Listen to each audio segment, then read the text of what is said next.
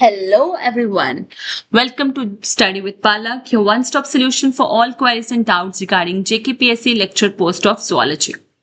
So in this video we are going to talk about the induced breeding. हमने aquaculture start किया था, तो aquaculture में next topic है आपका induced breeding.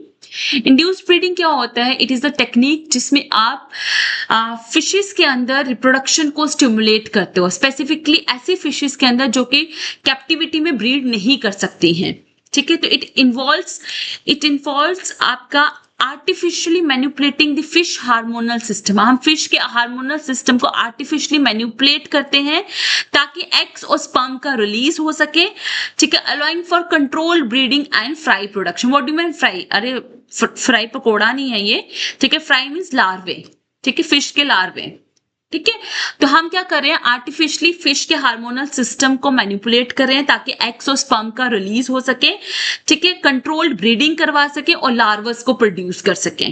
ठीक है, ये मेथड बहुत इंपॉर्टेंट है एक्वाकल्चर में, बिकॉज इस मेथड की वजह से फार्मर्स जो है large quantities of fish seeds produce कर सकते हैं.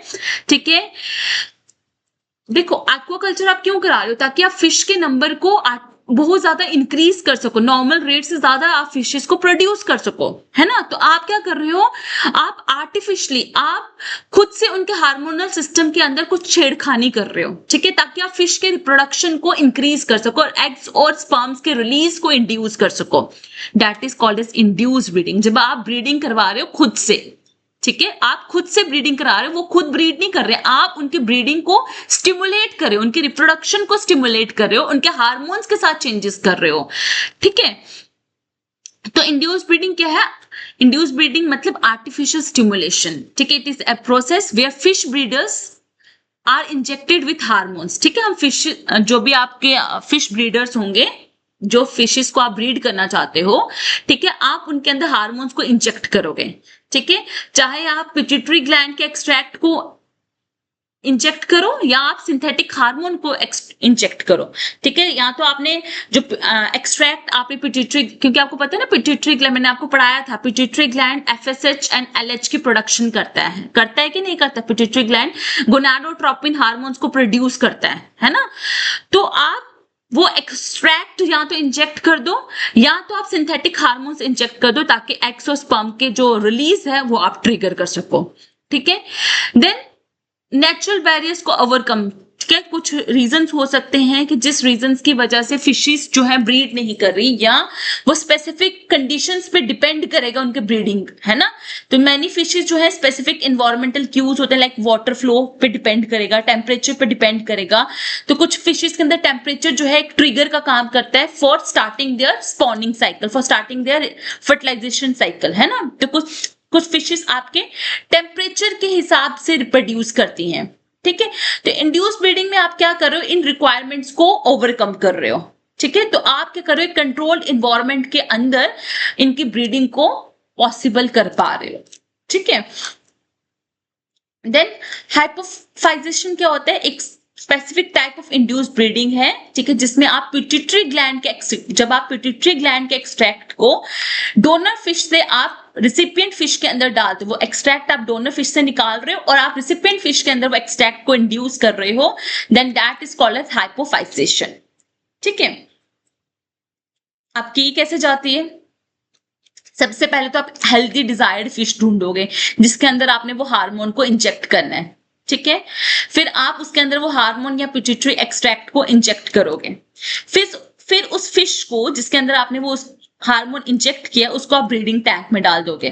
ठीक है, कुछ घंटों के बाद वो एग और स्पर्म क्या करेंगे? प्रोड्यूस करेंगे और फर्टिलाइजेशन होगी. फिर उस फर्टिलाइज्ड एग को वहां से निकालोगे और आप हैचिंग टैंक के अंदर उस एग्स को ट्रांसफर कर दोगे फॉर इंक्यूबेशन. अब जो हैच्ड लार्वा होगा जिसको हम फ्राई बोलते हैं, उसको आप नर्सरी पॉन्ड्स में डालोगे ताकि उसकी फर्दर ग्रोथ हो सके, है ना. ये सिंपल से स्टेप्स हैं आपके इंड्यूस्ड ब्रीडिंग के. ठीक है, तो आपने एग और स्पर्म को कलेक्ट किया. ठीक है, एग की फर्टिलाइजेशन हुई, उसको आपने हैचिंग ट्रे के अंदर डाला. ठीक है, आपके जो लार्वास होंगे उसको आप रेयरिंग टैंक में डालोगे और फिर वो ग्रो करेंगे जितना आपको कमर्शियल साइज रिक्वायर्ड होता है. ठीक है, उसके बाद आप उसको जैसा चाहो वैसे यूज कर सकते हो. ठीक है, इंपॉर्टेंस क्या है?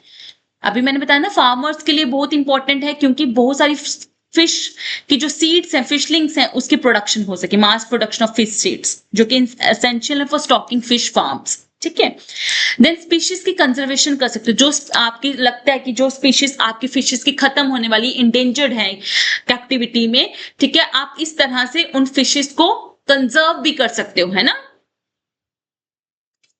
उनकी सीड्स को आप कंजर्व करके भी रख सकते हो। ठीक है, और जो भी नेचुरल बैरियर्स थे जो कि आपके ट्रिगर की तरह काम करते थे फर्टिलाइजेशन का, एग के रिलीज के लिए, स्पर्म के रिलीज के लिए फिशेस के, उस बैरियर्स को ओवरकम कर रहे हो। ठीक है, आप जेनेटिक, आप क्या कर रहे हो, सिलेक्टिव ब्रीडिंग करवा रहे हो, जेनेटिक इंप्रूवमेंट करवा रहे हो उन फिशेस के अंदर। ठीक है, तो अब जो आगे वाली फिशेस होंगी उनके अंदर वो उनको उस बैरियर्स का से कोई फर्क नहीं पड़ेगा, है ना, उनको कोई टेम्परेचर की रिक्वायरमेंट नहीं होगी, कोई पानी के फ्लो की रिक्वायरमेंट नहीं होगी, तो वो आपकी ज्यादा क्या होंगी, वो आपकी अडेप्टेड स्पीशीज होंगी, है ना, जेनेटिकली इंप्रूव्ड स्पीशीज होंगी आपकी। ठीक है, इंक्रीज प्रोडक्शन, तो आप इससे क्या करते हो, फिश की प्रोडक्शन को इंक्रीज कर सकते हो और जो सी फूड की ग्रोइंग डिमांड है उसको भी फुलफिल कर सकते हो।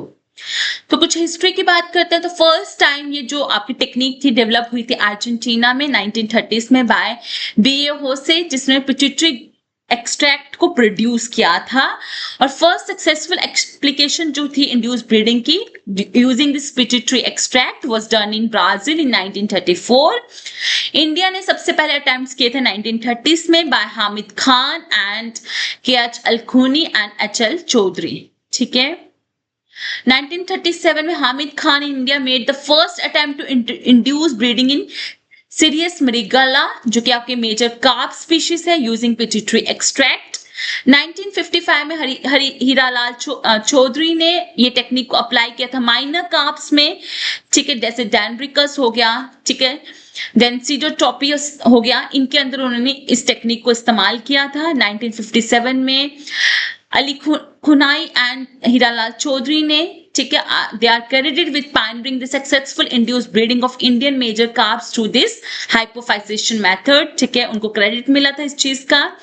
1963 में परमेश्वरन एंड अली खुनी सक्सेसफुली इंड्यूस्ड ब्रीडिंग इन एक्सोटिक चाइनीज कार्प्स, फिर उन्होंने एक्सोटिक चाइनीज कार्प्स के अंदर भी इस इंड्यूस्ड ब्रीडिंग मेथड को सक्सेसफुली जो है कैरी ऑन किया था। ठीक है, देन रामास्वामी एंड सुंदराराज जो है first induce breeding in cat fishes, तो फर्स्ट टाइम कैट फिशेस के अंदर जो था इंड्यूस ब्रीडिंग इन दोनों ने की थी। ठीक है, सो पिट्यूटरी ग्लैंड आपको मैंने बहुत अच्छे से पढ़ाया है ना, जिसको हाइपोफाइसिस भी बोलते हैं, एक एंडोक्राइन ग्लैंड है जो कि कहाँ लोकेटेड होता है, on the ventral side of the brain. ठीक है, ये पिट्यूटरी ग्लैंड है फिशेस के अंदर, ये ब्रेन है फिशेस का, ये स्कल हो गया। ठीक है, this is the mouth cavity and this is the base of the skull. ठीक है, तो यहाँ पे एक सॉफ्ट स्मॉल व्हाइटिश बॉडी होगी जिसका साइज और shape according to the species के साथ साथ वेरी करेगा।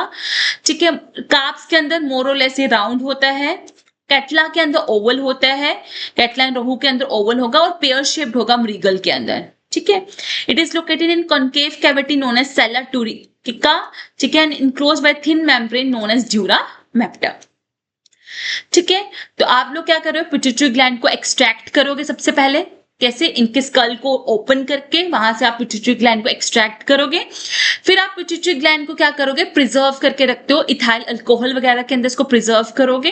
ठीक है, देन आप क्या करोगे, इसको सेंट्रीफ्यूज करोगे, और जो इसका ऊपर वाला होगा ना, जिसको सुपरनेटेंट कहते हैं, ठीक है, जब आप इसको सेंट्रीफ्यूज करोगे तो ऊपर वाला जो पार्ट होगा ना, लिक्विड पार्ट, उस पार्ट को आप क्या करोगे, इंजेक्ट करोगे, लिक्विड पार्ट को आप इंजेक्ट करोगे, that is called as pituitary gland extract. ठीक है, उस लिक्विड पार्ट को इंजेक्ट करोगे फिशेस के अंदर, और फिर वही प्रोसेस चलेगा, दैट इज उसको एक्सट्रैक्ट, उसको इंजेक्ट करने के बाद आप उनको क्या करोगे, एक्स और स्पर्म्स को फर्टिलाइज हो गए, ठीक है, स्पॉनिंग टैंक्स में वो फर्टिलाइज करेंगे, उस फर्टिलाइज्ड एग्स को आप हैच करने के लिए हैचिंग टैंक्स में डाल दोगे, फिर जो आपके लार्वास होंगे उसको आप रियरिंग टैंक में डाल दोगे, तो ये प्रोसेस ऐसे चलेगा। ठीक है, So for further videos, do like and subscribe Study with Palak. You can join my Telegram group and the link of the group is given here. Here you can interact with me because I believe more we connect, easier the success becomes. And you will get all the PDF class lectures of all the class lectures, class updates and MCQs here in my Telegram group. So just one click and your search ends here.